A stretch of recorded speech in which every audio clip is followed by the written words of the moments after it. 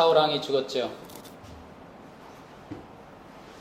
블레셋과의 전쟁에서 패하고 길보아 산에서 사울은 죽게 되었습니다. 사울의 죽음을 보면서 우리는 생각하기를 하나님께 그토록 불순종하더니 결국 죽고야 말았구나. 다윗을 그렇게 시기하고 죽이려 하더니 자신이 죽고 말았구나 라고 그렇게 말할 수 있습니다. 그런데 사울의 삶을 그냥 단지 악인의 책으로 단정짓기에는 그렇게 단순하지가 않습니다. 우리가 구원의 관점으로 보게 되면 선인과 악인은 분명합니다. 그렇죠? 마태복음 말씀에 보게 되면 세상 끝에도 이러하니라. 천사들이 와서 의인 중에서 악인을 갈라내어 풀무불에 던져 놓으리니 거기서 울며 이를 갈리라. 의인과 악인이 분명히 갈리게 돼 있다 라고 그렇게 이야기를 하고 있습니다.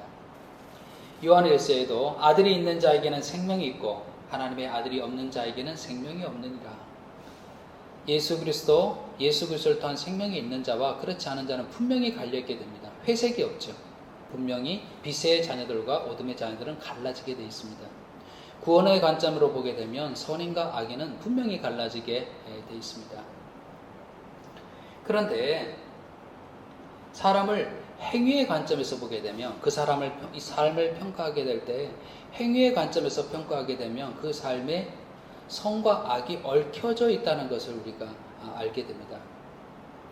그래서 사람을 쉽게 그 사람의 삶을 이분법적으로 판단해서 정죄하고 판단하는 자세를 가지는 것보다는 그 사람의 삶에서 범죄함에 대해서는 냉철히 평가하여서 반면교사로 삼고 또 그의 선행에 대해서는 인정하고 배워야 하는 것이 지혜로운 사람의 모습입니다. 갈라디아서 말씀에 이렇게 얘기하고 있습니다. 형제들아, 사람이 만일 무슨 범죄한 일이 드러나거든 신령한 너희는 온유한 심령으로 그러한 자를 바로잡고 너 자신을 살펴보아 너도 시험을 받을까 두려워하라. 사람이 범죄한 일이 발견되었을 때 정죄하고 비판하고 나는 그렇지 않다라고 하는 자세가 아니라 오히려 너 자신을 돌아보아서 너도 시험을 받을까 두려워하라 라고 그렇게 말씀하고 있죠. 바리새인과 서기관들에 대하여서 예수님께서는 그들의 위선에 대해서 많이 비판을 하셨습니다. 그럼에도 불구하고 예수님께서 그들에 대하여서 제자들에게 이야기하기를 이렇게 말씀하셨습니다. 그러므로 무엇이든지 그들이 말하는 바는 행하고 지키되 그들이 하는 행위는 본받지 말라. 무엇을 인정하셨습니까? 그들이 말하는 바, 그것이 옳은 말이다라는 것을 인정하셨습니다. 그것에서는 인정하고 그렇지 않은 그들의 행위에 대해서는 본받지 말라라고 이렇게 이야기를 하고 있습니다. 그러니 어떤 사람의 삶에 대하여서 비판과 정죄만의 시각으로 보는 것이 아니라 그들을 보고 내가 내 자신을 돌아보아서 나도 시험에 빠지지 않을까 두려워하는 가운데 또 그들 속에 있는 그들의 말이나 그들 속에 있는 선행에 대해서는 배우려고 하는 자세가 필요하다는 것을 우리가 알게 됩니다. 왜 이렇게 말씀드리자면 사울의 삶에 대해서 그것을 발견할 수 있다라고 하는 거죠. 사울이 죽게 되자 블레셋 사람들은 사울의 머리를 베고 그의 갑옷을 벗겨서 그것을 블레셋 사람들의 땅 곳곳에 보내게 됩니다. 자신의 승리를 전하게 되는 거죠. 그리고 이후에 사울의 갑옷을 아스타롯 성전에 두게 됩니다. 왜 그랬을까요? 자신들이 믿는 신이 이겼다라고 하는 그런 표시로 아스타롯 성전에 두게 되죠. 그리고 이 사울의 시체는 벳산 성벽에 못 박습니다.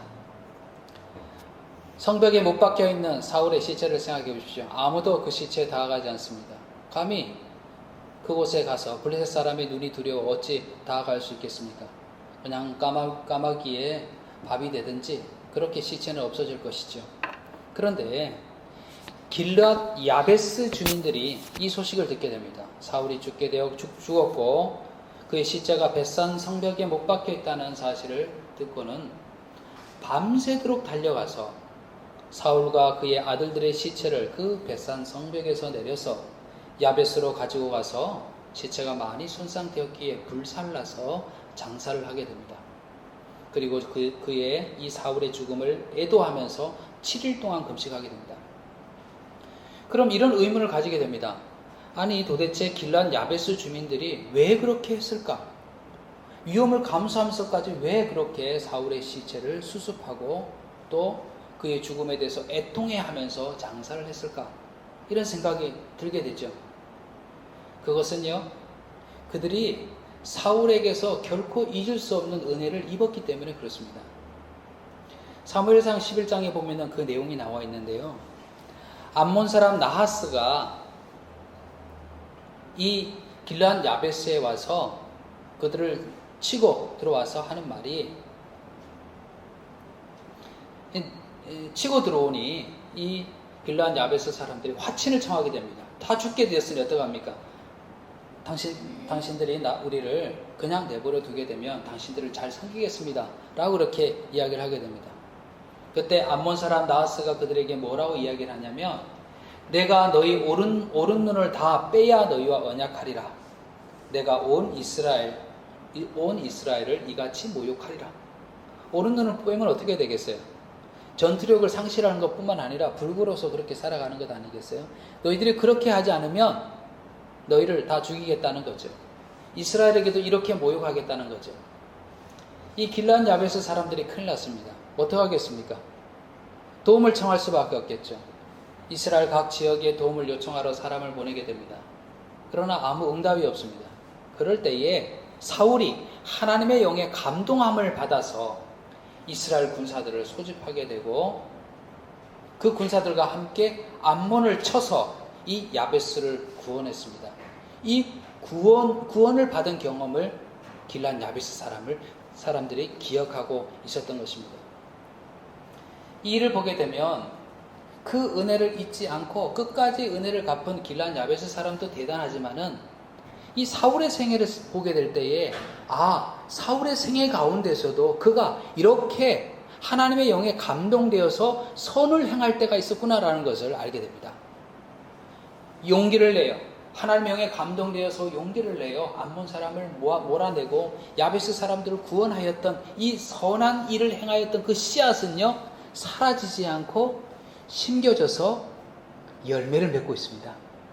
야베스 사람들이 용기를 내어서 사울의 시체를 벳산 성벽에서 내리고 그를 장사하고 애도하고 그런 열매를 맺는 것을 보게 됩니다. 갈라디아서 6장 7절 말씀에 이렇게 얘기합니다.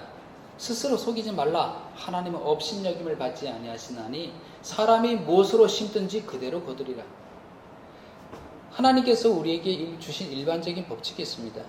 그것은 뭐냐면 심은 대로 거둔다라고 하는 겁니다. 그렇게 불순종으로 말미암아서 정말 비참한 최후를 맞이했던 사울이지만, 그러나 그의 생애 가운데서도 그가 심었던 선한 씨앗은 열매를 맺고 있습니다. 사람들의 마음에 심겨져서, 야베스 사람들의 마음에 심겨져서 그들이 용기를 내어 사울의 죽음을 애도하고 장사하는 그런 또 다른 선한 행위에 열매를 맺고 있는 것을 보게 됩니다. 그러나 여러분, 이러한 모습을 보면서 하나님 말씀이 우리에게 교훈하는 바를 듣게 되죠.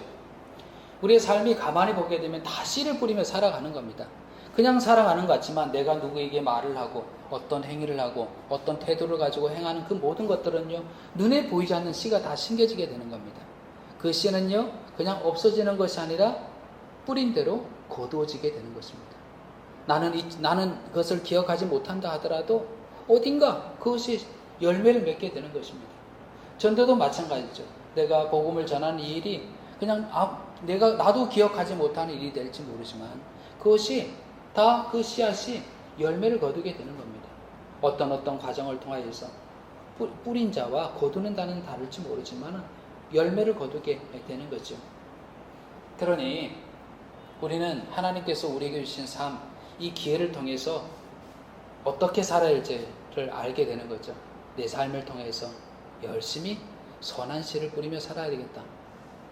나의 말을 통하여서, 나의 행위를 통하여서 하나님의 선한 씨를 뿌리며 살아야 되겠다. 그럴 때 그것이 열매 맺어진다는 소망을 가지고 살아야 되겠다라는 것을 알게 됩니다.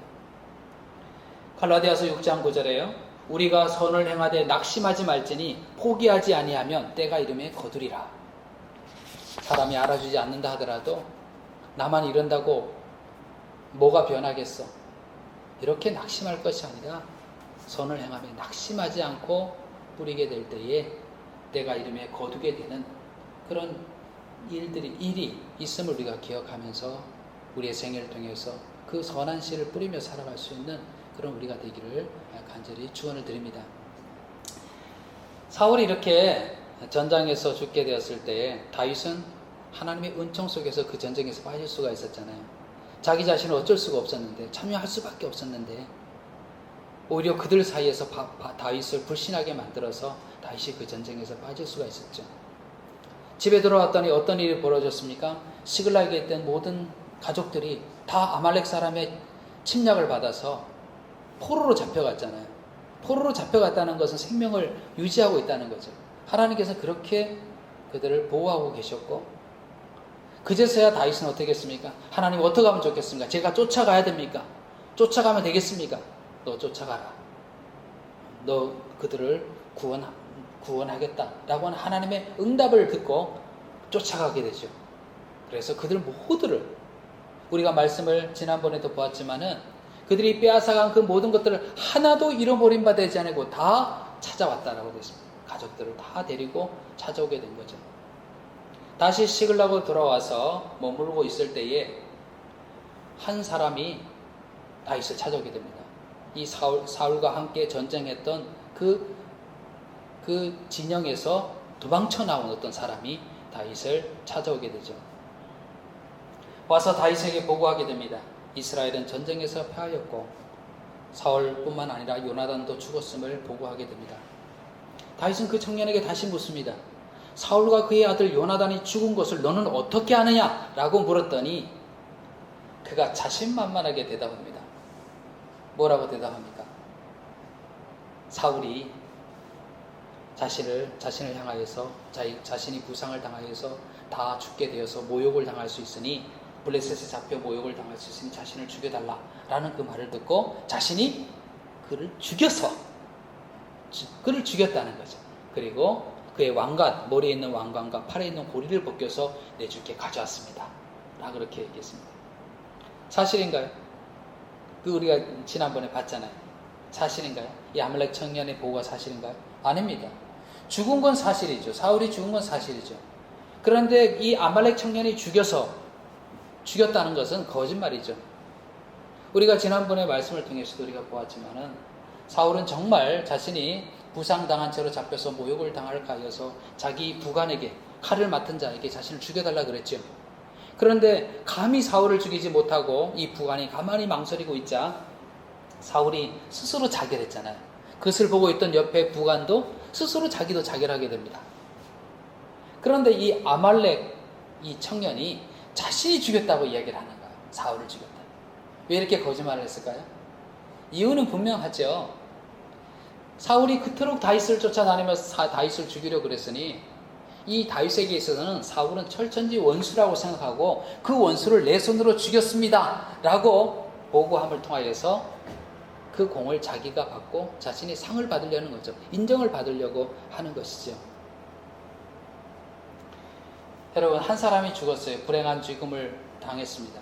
그런데 이 청년은 그의 불행한 죽음을 이용하여서 자기 이속을 채우려고 하고 있습니다.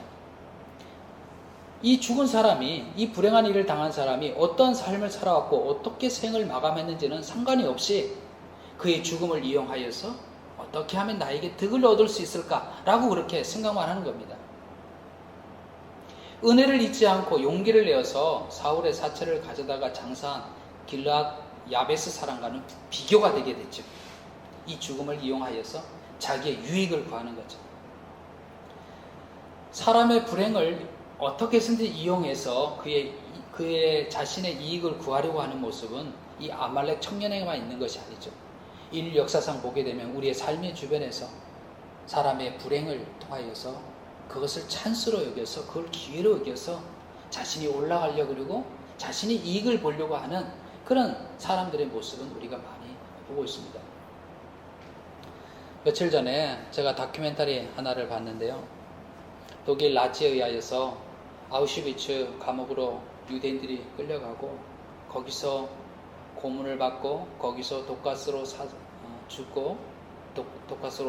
죽고 그랬던 그 장면들이 여러 사진이며 영상이며 이런 것들로 다큐멘터리가 있더라고요. 그래서 그걸 보는데 이 아우슈비츠에 대해서는 우리가 익히 많이 알고 또 자료도 접하고 그랬는데 그걸 다시 다큐멘터리로 보니까 너무 사람이 어떻게 저럴 수 있는지 아주 기가 막힌 거야. 기가 막힌 거야. 생생한 증인들의 증인들의 그 말을 통해서 들으니까 아주 기가 막힌 거예요. 그 다큐멘터리에 나왔던 그 주된 이 사람이 누구였냐면 헝가리에 거주했던 유대인이었습니다. 이웃들과 너무 잘 지냈죠. 사실은 뭐 유대인이라는 정체성보다는 그냥 헝가리인인 거예요. 헝가리인으로서 자신의 뿌리는 유대인이긴 하지만 헝가리인으로서 이웃과 너무나 잘 지냈던 거죠. 그런데 이 헝가리에 독일 나치가 들어오게 된 거죠. 독일 군대가 들어오게 된 거죠. 인종 청소를 시작하기 시작했습니다. 유대인들의 표식을 가슴에 달게 하고 이 사람들을 끌어다가 아우슈비츠로 보내게 되는 거예요. 수용소로 보내게 되는 거예요. 그런데 그때에 그렇게 같은 이웃으로 친하게 지내며 같이 잘 지내던 그 주민들이 이 나치에 적극적으로 협조하여서 그들이 수용소로 끌려가는데 도움을 주는 거예요. 그 이웃들이요. 함께 웃고 같이 음식을 나누며 그랬던 이웃들이 말입니다. 그리고 난 이후에 유대인들이 그렇게 끌려간 이후에 그들이 남긴 집이며 밭이며 땅이며 누구의 차지가 됐겠어요? 다 그들이 나눠 가진 겁니다. 참 사람의 심리라는 게요. 사람의 본성이라는 게 얼마나 그런 악한 모습이 있는지를 우리가 보게 되잖아요. 그래서 아우슈비츠에서 겪었던 그 고통스러운 그 경험들을 하게 되고요. 이제 이 여인이 생존했던 이 여인이 나이가 들어서 자기 고향을 가보고 싶은 거예요. 그 헝가리로 가보고 싶은 거예요. 그래서 거기를 갔더니 대부분 많은 사람들은 모르지만 그러나 어렸을 때부터 거기서 쭉 있었던 사람을 거기서 만나는 거예요. 알아보는 거죠. 얘기를 하다가 너희 아버지가 누구였고 알아보게 된 거죠. 또 자신의 집이었던 그 집을 찾아가서 보니까 완전히 폐쇄되었고 그 이웃들은 보니 그 중에서 알아보는 사람이 있었던 거예요. 그런데 그들의 표정이 화면에 나오는 거예요. 그 이웃들의 표정이 화면에 나온 거예요. 한편 반갑기도 하고 너가 그 어린아이 그 했던 애야? 라고 이렇게 반갑기도 하고 한편 얼굴에 불안해하는 거예요. 그러면서 마음에 있던 말을 끄집어내는 거예요. 그래서 너 잃어버린 그 땅들을 다시 찾으러 온 거야? 이렇게 얘기를 하는 거예요. 불안해하면서 말해요. 우리 인간의 그 본성의 부패함을 어떤지를 참 보게 되죠. 우리가 살아가는 이 시대 가운데서도 어려움을 겪은 사람들에 대한 사람들의 반응이 어떻습니까? 우리가 미얀마 사태를 보면서도 우리는 광주 민주화 운동 때 있었던 일을 기억하게 되잖아요. 어쩌면 그렇게 똑같이 군부에 의하여서 그렇게 많은 사람들이 죽었던 그 경험을 지금 미얀마에서 그렇게 하고 있고, 참 미얀마의 역사를 보니까요 정말 가슴 아프더라고요. 어쩌면 이 다민족 국가가 그렇게 나누어져서 식민 통치 하에서 그들에게 분열하게 그렇게 만들어 놓고 서로 죽이게 만들고 그래왔던 미얀마의 역사를 보니까 너무 가슴이 아프고, 지금 그 군부가 똑같이 사람을 죽이고 시체를 우물에 던지고 시체를 불태우고 이미 장사되었던 무덤을 파내어서 다른 곳으로 다 데리고 가져가고 그런 일을 하고 있는 거죠. 이런 불행한 일들이 우리 주변에서 경험되게 되죠. 우리의 이웃에게서 경험되게 되죠. 그럴 때에 우리들의 반응은 어떤가? 물론 우리가 이런 불행한 일에 대하여서 우리는 아말렉 청년과 같이 사람들이 불행한 것을 이용하여서 나의 유익을 구하지 않습니다. 그렇죠. 대부분 사람들이 그렇게 우리 얘기하고 정말 실제로 누가 누구의 불행을 이용해서 나의 이익을 구하려고 하려고 하겠습니까? 그런데 성경의 비유를 통해서 우리가 생각해 봐야 될 것이 있습니다. 우리가 너무나 잘 알다시피 예수님께서 비유로 하신 말씀이시잖아요. 여리고로 내려가던 그 길에서 어느 한 사람이 강도를 만나서 거반 죽게 되어서 쓰러져 있었습니다. 제사장이 지나가게 되죠. 제사장이 어떻게 합니까? 그냥 지나가죠. 레위인이 지나가죠. 그냥 지나갑니다. 두 사람이 그 사람을 강도짓한 것이 아니잖아요. 그에게 해를 끼친 것이 아니잖아요. 더 나아가서 이 쓰러진 이 강도당한 사람의 불행을 가지고 자기의 유익을 구한 것도 아니잖아요. 자신이 그냥 지나갈 수밖에 없었던 그 변명을 할 수가 있어요. 그렇죠. 나는 제사장이기 때문에 손에 피를 묻히면 안 돼 라고 얘기하든지, 아니면 지금 급하게 성전에서 있는 그 모임에 내가 꼭 급하게 시간에 맞춰 참여해야 되기 때문에 나는 시간을 지체할 수 없어 라고 그렇게 얘기할 수도 있죠. 직접 이 강도받는 사람에게 가해하지 않고 그의 불행을 이용하려고 그러지도 않고, 그리고 지나갈 수밖에 없는 그 이유가 그에게 있음에도 불구하고 예수님께서 왜 그들을 책망받는 자의 표본으로 얘기를 하셨습니까? 왜 그렇습니까? 아무 일도 하지 않았다는 겁니다. 그거잖아요. 그죠? 불행하는 자를 보고 아무 일도 하지 않았다는 거예요. 무관심했다는 거죠.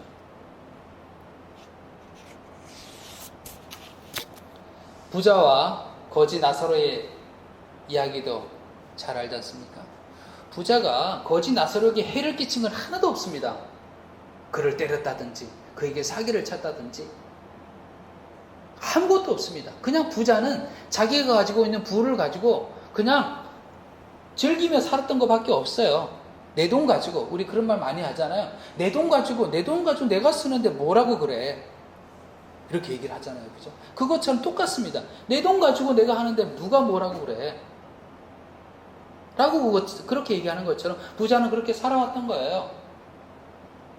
그런데 그 부자가 지옥으로 가게 되고, 그 부자의 대문 앞에서 구걸하며 살았던, 몸에 병을 가지고 그렇게 괴로운 가운데 살았던 나사로는 아브라함의 품에 천국에 가게 된 것을 우리는 보게 되죠.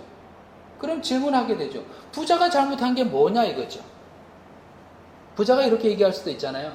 나는 열심히 일해서 나는 이렇게 부를 획득했고 그 부를 가지고 내가 좀 누렸기로서니 내가 잘못한 것이 무엇이냐. 나사로 저가 저렇게 거지로 살아가는 것은 게으르고 자기 할 일을 안 해서 그렇고 그런 거 아니냐라고 그렇게 얘기할 수 있잖아요. 그런데 그 부자의 잘못은 무엇입니까? 똑같습니다. 부자의 잘못은 뭡니까? 그 불행을 보면서도 아픈 자를 보면서도 아무 일도 하지 않았다는 거예요. 아무 일도 하지 않았다는 거예요. 무관심했다는 거죠. 성경은 죄를 이야기하게 될 때에 하지 말아야 될 어떤 것을 범하는 것도 죄라고 그러지만은 마땅히 해야 될 것을 하지 않는 그것도 죄라고 이야기를 하고 있습니다. 야고보서 4장 17절 말씀에 그러므로 사람이 선을 행할 줄을 알고도 행하지 아니하면 죄니라. 주변에서 불행한 일을 겪은 사람을 보면서 내심 마음에 이렇게 생각할 수도 있죠. 야, 저 사람이 저렇게 불행한 일을 겪었는데 나는 그런 일을 겪지 않았으니 얼마나 감사한 일인가. 나는 저 불행의 주인공이 되지 않았으니 얼마나 감사한 일인가. 내가 지금까지 그랬던 것처럼 나도 조심하며 살아야 되겠다. 어떤 분이 코로나에 확진되었다고 쳐봅시다. 그랬을 때 생각하기를, 야, 나는 코로나 환자가 되지 않은 게 얼마나 감사한가. 내가 지금까지 조심했듯이 나 더 조심하며 살아야 되겠다. 좀 더 나아가서 생각하기를, 나는 그래도 다른 사람에게 해를 끼치지 않는 그런 사람이 되어야 되겠다 라고 그렇게 생각하는 정도로 멈춰버린다 그래서 죄에서 벗어날 수 없습니다. 왜냐하면 불행한 일에 대해서 어떤 사람이 불행한 일을 겪었을 때에 그에 대해서 마땅히 있어야 될 반응이 없다면, 마땅히 해야 할 일을 하지 않는다면 그것은 죄라고 이야기하고 있기 때문에 그렇습니다. 아까 아말렉 청년 얘기했죠? 이 사울의 불행을 이용하여서 내가 그를 죽였습니다. 그래서 그 공로를 자기가 차지하고 다윗에게 인정을 받아서 상을 받으려고 했던 청년이었잖아요.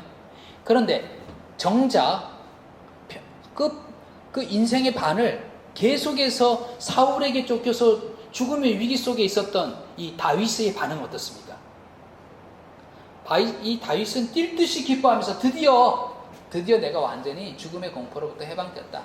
그렇게 나를 쫓더니 인생의 말로가 그렇게 되는구나 라고 그렇게 얘기할 수도 있을 것 아니에요? 그런데 다윗은요, 사울이 죽었다는 소식을 듣고 다윗은 이렇게 반응합니다. 이에 다윗이 자기 옷을 잡아 찢음에 함께 있는 모든 사람도 그리하고 사울과 그의 아들 요나단과 여호와의 백성과 이스라엘 족속이 칼의 죽음으로 말미암아 저녁 때까지 슬퍼하며 울며 금식하니라 라고 되어 있습니다. 다윗은요, 사울의 죽음을 기뻐하지 않았습니다. 오히려 깊이 슬퍼하며 애통해했습니다. 이 다윗에게 있어서 사울의 죽음은 자기의 적이 죽었다라고 하는 그런 것이 아니라 하나님의 기름 부음을 받은 자가 죽은 이 사실, 또 이 사울의 죽음은 그와 함께했던 많은 이스라엘 군사들의 애통한 죽음에 대해서 생각하게 했고, 또 이 사울의 삶의 평가를 떠나서 인생을 비참하게 마감한 이에 대한 긍휼함 때문에 마음을 슬퍼하며 애통해하며 금식하며 그랬습니다. 다윗의 모습은 어떤 모습입니까? 누군가의 고통에 대해서 함께 아파하는 모습입니다. 이것이 예수님께서 우리에게 보신 모습이었습니다. 우리가 알다시피 나사로가 죽었을 때에 사실 다시 예수님께서 나사로를 다시 살리시잖아요. 그는 잔다라고 그렇게 이야기하시면서 나사로를 다시 살리실 것을 마음에 계획하고 계셨습니다. 근데 그럼에도 불구하고 나사로가 죽어서 많은 주변의 사람들이 와서 슬퍼하며 울고 있을 때에 예수님은 어떻게 했다라고 그랬습니까?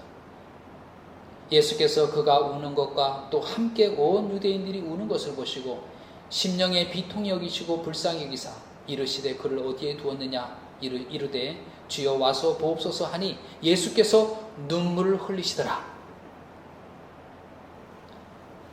그런 상상해 봅니다.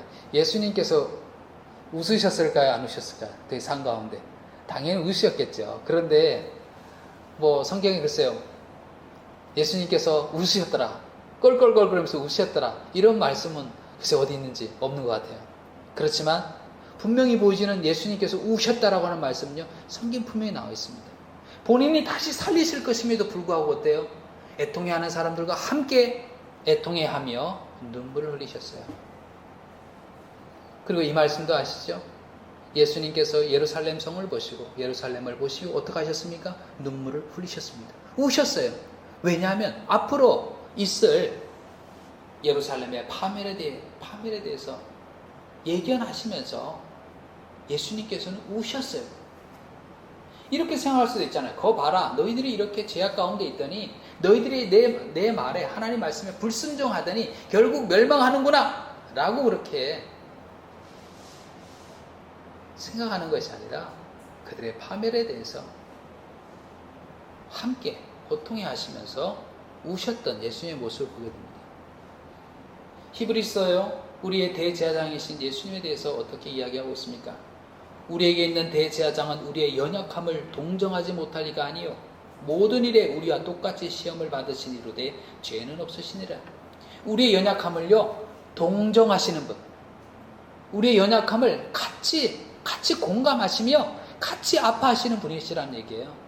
예수님이 시험을 받으신 것은 우리가 시험에 받는 존재인 우리의 연약함을 그대로 체험하신 거라는 얘기예요. 그래서 우리를 도울 수 있는 분이라는 겁니다. 예수님은요, 아픔에 공감하시는 분이십니다. 우리의 아픔 앞에 함께 눈물을 흘리시는 분입니다. 우리의 연약함에 공감하시고 우리를 도우시는 분이십니다. 예수님께서 십자가 지심을 생각해 보십시오. 우리가 죄인 되어서 사망을 했던 우리들의 그 불행한 처지를 그 안타까운 현실 앞에서 예수님께서는 그것을 공감하시면서 자신의 온 몸을 들여서 자신이 그것을 그 죄의 결과를 받으심으로 돌아가신 건 아니십니까? 십자가를 통해서 우리의 아픔을 공감하시며 당신의 아들을 보내셔서 죽기까지 하신 그 하나님의 사랑을 십자가에서 우리는 보지 않습니다. 그렇게 봤을 때 다윗은 예수님의 마음을 가진 사람입니다. 자신을 미워하여서 끝까지 쫓아와서 자기를 죽이려고 했던 이 사울의 죽음 앞에서 그는 기뻐하지 아니하고 오히려 마음 아파하며 눈물을 흘리며 금식하는. 그리고 오늘 본문 뒤쪽에 나오는 말씀은 어떤 내용입니까? 슬픈 그 노래를 지어서, 슬픈 애가를 지어서 이 사울과 요나단의 죽음에 대해서 애도하는 그런 다윗의 시가 뒤쪽에 나와 있습니다. 여러분, 우리 그리스도인들은 예수님의 마음을 가지고 살아가는 자입니다. 우리가 예수를 믿는다라는 것은 예수님께서 살아갔던 삶의 방식, 예수를 믿는다라고 하는 것은 예수님이 가셨던 그 마음을 가지고 살아가는 겁니다. 성령님께서 우리에게 무엇을 주십니까? 예수님의 마음을 불어넣어 주십니다. 예수님의 말씀도 생각나게 하시고 예수님의 마음을 불어넣어 주십니다. 그래서 성령에 충만하게 될 때 우리는 예수님의 마음을 가지고 살아가게 되는 거죠. 그 예수님의 마음은 어떤 마음이었습니까? 고통받는 자와 함께 아파하는 그런 마음이었습니다. 우리 그리스도인들은 그렇기에 타인의 아픔에 대해서 함께 아파하는 자입니다. 판단하고 정죄하기가 쉽죠. 잘못하다 보면요, 우리 그리스도인들이 성경을 보고 성경 공부를 하고 또 내가 말씀을 자꾸 보다 보니까 이 말씀을 기준을 가지고 사람을 판단하기가 쉬워요. 우리 이렇게 해야 되는데 왜 이렇게 안 하는 거야? 그 사람 왜 그렇게 안 하는 거야? 결국 그렇게 됐네, 이렇게 됐네. 판단하기 쉬워요. 자기도 모르게 그렇게 될 수가 있어요. 바리새인과 서기관들이 결국 그런 거잖아요. 율법을 연구하고 율법을 잘 지키려고 하다 보니 어느덧 자기 판단자가 되는 거죠. 근데 여러분, 예수님께서는 판단자가 되지 않으셨습니다. 예수님께서 오셔서 그 죄인들과 세리들과 창녀들과 함께 있으면서 그들의 친구가 되셨던 이유는 뭡니까? 그들의 연약함에 대해서 공감하시고 또 그들에게 길을 제시하셔서 진리를 보이셔서 그들로 하여금 그 죄에서 이제는 벗어나 구원을 받도록 하려 함이 아니었습니까? 예수님은 연약함에 대해서 공감하시고 함께 하셨습니다. 그럴 때 그들은 자신의 죄를 고백하며 구원을 얻게 되었습니다. 이것이 바로 예수님을 따르는 그리스도인 된 삶의 모습, 우리가 따라야 될 그런 삶의 모습인 것입니다. 여러분, 세계를 보더라도 또 우리의 주변을 보더라도 아픔으로 가득합니다. 육체적인 아픔으로 또한 심리적으로, 경제적으로, 영적으로 아픔이 가득합니다. 성경은 이렇게 얘기하고 있습니다. 즐거워하는 자들과 함께 즐거워하고 우는 자들과 함께 울라. 그렇게 이야기를 하고 있습니다. 사울의 죽음 앞에 슬퍼하며 애통했던 이 다윗을 보면서 예수님의 마음을 생각하고 예수님의 마음을 따라 살아가려는 우리들에게 정말 우리의 삶을 통해서 즐거워하는 자들과 함께 즐거워하고 우는 자들과 함께 울 수 있는 그런 우리의 삶이 되어야 되겠습니다. 즐거워한 일에 함께 즐거워해서 하나님께 감사하고 우는 자들과 함께 아파하면서 다윗이 이 사울과 요나단을 위해서 그 애가를 지었듯이 우리는 하나님께 그들을 위해서 기도하고 우리의 기도를 올리는 그런 삶을 살아가는 것이 바로 우리 그리스도인인 것입니다. 이런 예수님의 마음, 이 예수님의 마음이 우리 속에 부어져서 그렇게 예수님을 따라 살 수 있는 그런 우리가 되기를 간절히 축원을 드립니다.